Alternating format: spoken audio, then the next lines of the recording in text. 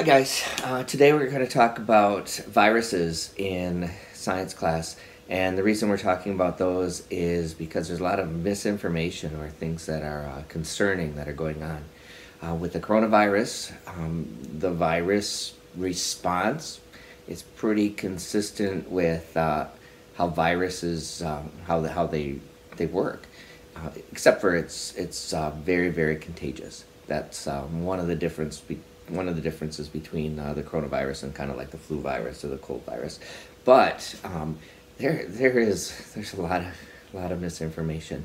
We have 3 videos today that we're going to see, and one of them is by the Amoeba Sisters. Actually, 2 of them are. The first one is just describes what viruses are and how they work, and I'm going to talk a little bit about that over here too. And then the second one is It's Okay to Be Smart. They talk about, or Joe talks about, how vaccines work, and I guess that's the third one, how vaccines work, and how your body makes antibodies to protect yourself from the virus after you've killed the virus, how it lasts a little bit longer. And the second one will be Amoeba Sisters again, and this time they talk about how the body reacts and what they do. The Amoeba Sisters ones are really good science, and it's kind of like, oh, the Amoeba Sisters, they're little cartoons and they do this, but they use very scientific vocabulary, but they explain it well, and kind of the really true concepts. Other big concerns and the reason that we're going to talk about viruses are that when we're going about misinformation, people have been really misunderstanding what viruses work like. I was very concerned because some people think that the 5G, which is like cell towers or information towers, like 5G network, cell phones and things with the computers, they think that's causing the coronavirus, or that makes it worse, which has nothing to do with that. And people are doing violent things against the 5G cell towers, which is just, I have no idea. It's just not very smart. So we need to be smart about that and not get tricked by things.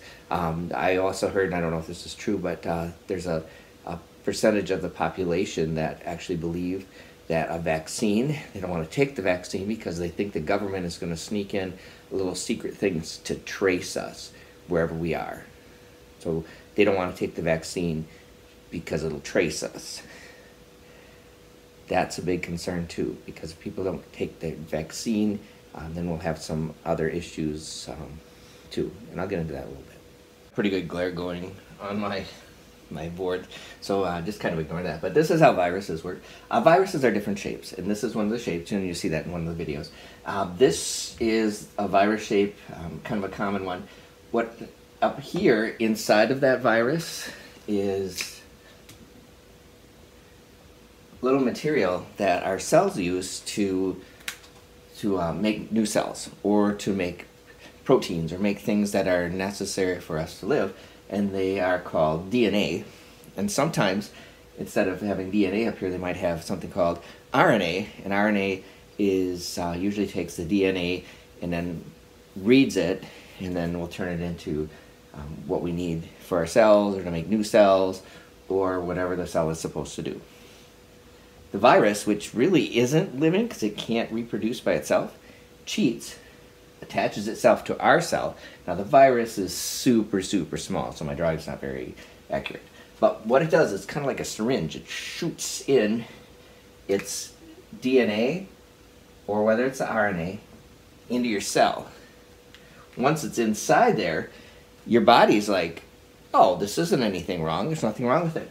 So the DNA or the RNA in there trick your body into using this instead of what they usually would make, and they will make a bunch of new viruses. That's a person. No, people.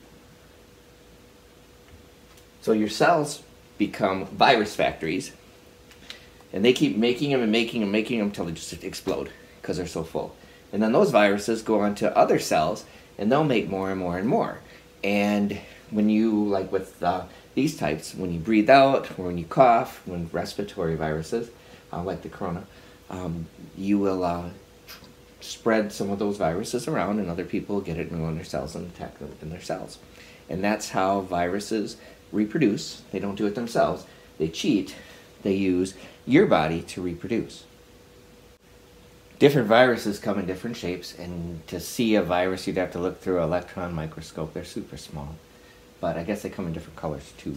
But they have different names of the different types that they have, and some of them are round, and some of them are kind of squiggly, and then some look like they're wearing a crown. And crown in Spanish is corona, and that's where the coronavirus gets its name, because if you look closely at it, it looks like the virus has a crown on, a little spiky crown. So the coronavirus is a crown, will work like this, goes into respiratory cells, takes them over. Now, what happens once that occurs is your body has kind of a response. And that's where you feel like you're sick. You'll see in the video, but one of your first responses is your body, after a while, this happens, your body recognizes there's something there that's not supposed to be there. So it says, uh-oh, this is not good, let's heat the body up. Because viruses want to be at a certain temperature. They probably are like, I'm perfect at 98.6 degrees. That would be perfect because that's humans, and I'm going to be sitting in there, and it's be awesome. So your body's like, let's heat up a little bit. Maybe they won't be able to work there. So you might get a fever of 102, 104. You guys can get 105 fever, not a problem. 105 for adults like me, that's getting the point where it's a little too high. So where does the fever come from? Your body fighting the viruses. It's not the viruses causing the fever, your body does. If your body gets out of control with those, you go to the doctor and they'll try to pull that down. Another thing that your body does is it makes snot. And you get a runny nose. And it's not so much with the coronavirus, but more if you get a cold virus or even the respiratory flu type influenza, you'll get a response where the cells behind your nose will start to produce mucus, and that's like snot. And the mucus will run down your throat, you get a sore throat. And the point of the mucus is, instead of these guys spreading out and going everywhere, or spreading out to other cells in your body, they get kind of caught in the mucus, and then you swallow it down, and they get totally destroyed by your stomach acid. So the response would be, okay, mucus down, or also if some of the cells are coming around and they're trying to attack the back of your throat or into your esophagus, anywhere else, the mucus is in the way. So those viruses can't get to other cells. So that's another response that you have. Another response is that you kind of feel icky with body aches. What's happening is your body is taking, and you're really tired, it's taking your energy from the rest of you and pushing it towards your immune response. And that immune response is, and you'll see the videos where your body was figuring out what these things look like, how to identify them, and then how to destroy them by eating them or swallowing them up and breaking them apart. And that's really well explained in those two. Another response that you would get, that could happen is that your body starts to realize there's things there, and it causes inflammation, which is swelling. And the idea of the inflammation or the swelling is that it'll stop the viruses from getting to certain spots because it'll be swelled up. Inflammation, swelling, like if you sprain your ankle or your knee or something like that, you swell up. That's a response to try to protect you, to get you better. But sometimes your inflammation response, your swelling response, isn't good. And that's what happens with some people with coronavirus.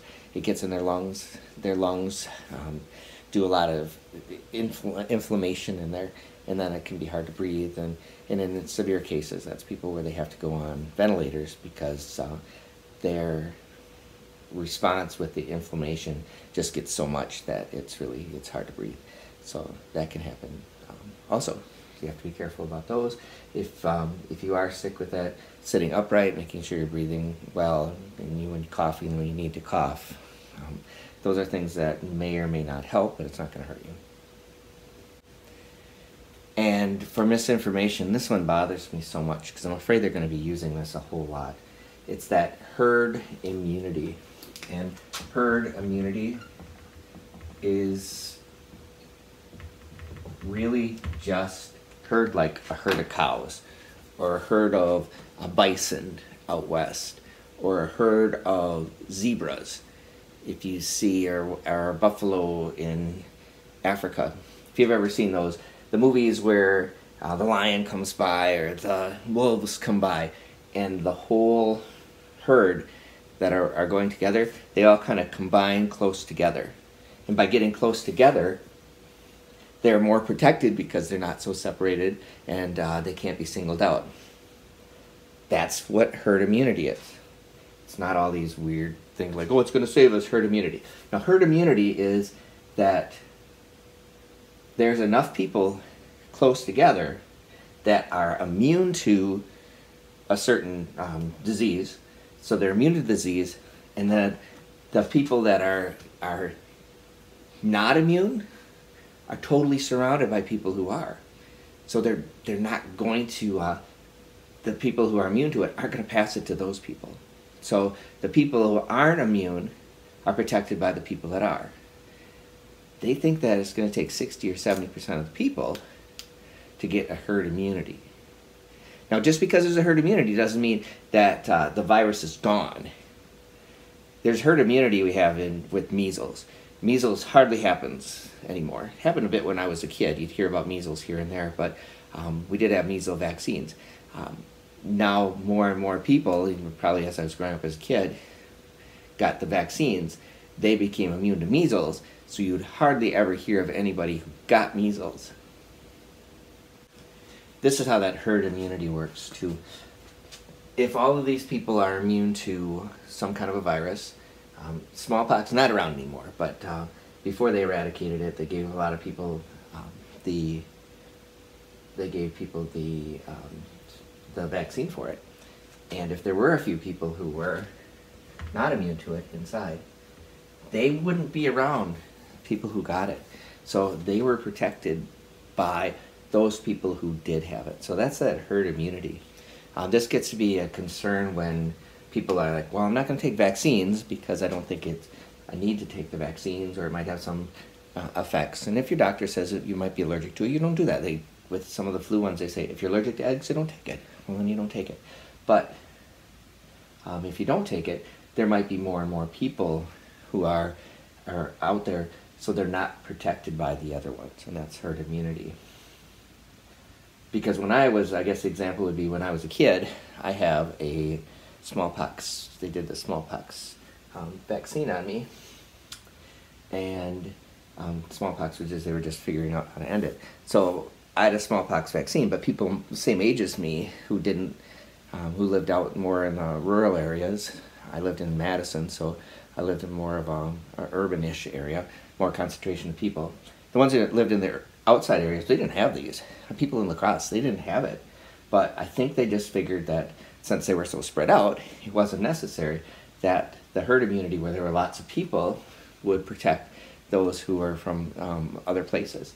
So they did not get that vaccine, and they don't have a big scar on their arm, though some of us in the bigger areas did. And I think before that, a lot more people had done it. So it just comes down to the science and statistics and how to figure out how to do that. And when they come up with a vaccine, which hopefully will be soon, they'll be using that science to figure out how many people would have to have that vaccine to make some protections, herd immunity. Overall, misinformation, obviously the big issue that we have that's going on right now is the coronavirus, and misinformation about viruses or misinformation about vaccines or anything like that. It's really important to know the real truth, the science behind it, so that we don't kind of fall in for this, when they don't, some people don't understand things and they try to explain it to you in that way, or they're trying to use that as information. Whether they do it on purpose or whether they're just don't understand, it's really important that we do understand And if we do hear some things that other people are saying that's not true, I'll just let them know. It's like, I'm not sure if that's really true. Maybe you should look that up. Watch the videos, just a couple questions afterwards. And I think in a couple days, we're going to do some physics. And then next week, we'll let you know what's going on.